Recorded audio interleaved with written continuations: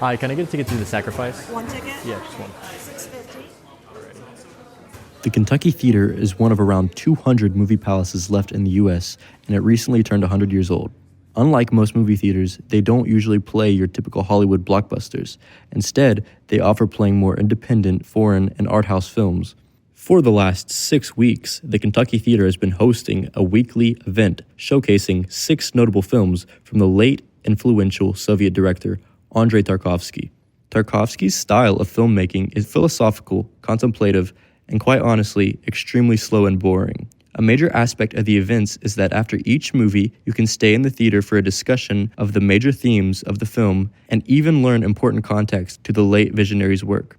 Tonight at the Kentucky Theater was the grand finale of this ongoing film marathon. This showing was of Tarkovsky's last film ever released, entitled The Sacrifice. The film originally came out in 1986, and he would unfortunately die later that year. The film majorly tackles themes of religion and impending nuclear war. Despite the film being decades old, you would be surprised to see that the theater was packed with an engaged audience comparable to an opening night of most new films. Being such a complex film and an interesting event, I decided to interview a friend who was also in attendance to gather an opinion on the film, as well as the Kentucky Theater and the films they show. Okay, so who am I here with today, and what did we just see?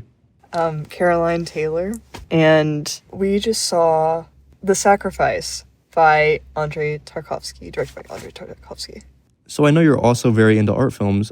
Is this the first film of Tarkovsky's that you've seen? No, I've seen a few others.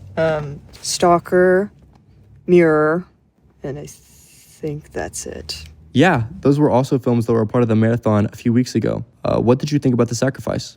I didn't enjoy it, to be quite honest. I appreciate the merit of the cinematography and of the thought put into it, but personally, I did not connect with it. I found myself wanting it to be over, to be quite honest. Yeah, that's very fair. I do know you liked his film Mirror, though. So even though you didn't enjoy this movie, do you think it's still important for these weird, specific old art films to still be shown today, specifically regarding Tarkovsky and his filmography?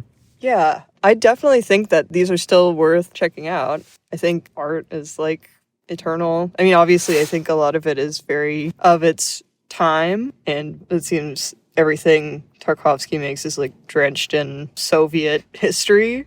But yeah, I think it is difficult for modern audiences to connect with that. And it seems I don't know, that kind of movie doesn't really get made anymore. It's very much an artist's artistic statement. There are some auteurs floating around in the art film space, but that's very reduced and more harder to find now.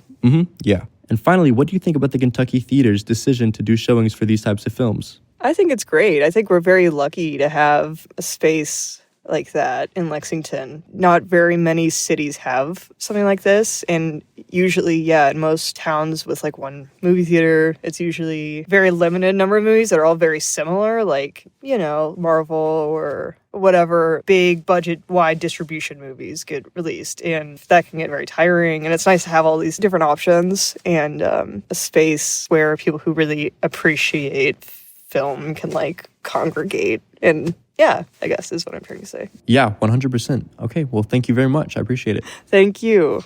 I tried my best. Well, now since the weekly Tarkovsky film event is over, my eyes will be up for the next interesting showings that the Kentucky Theater holds, and I'm sure the wait won't be long.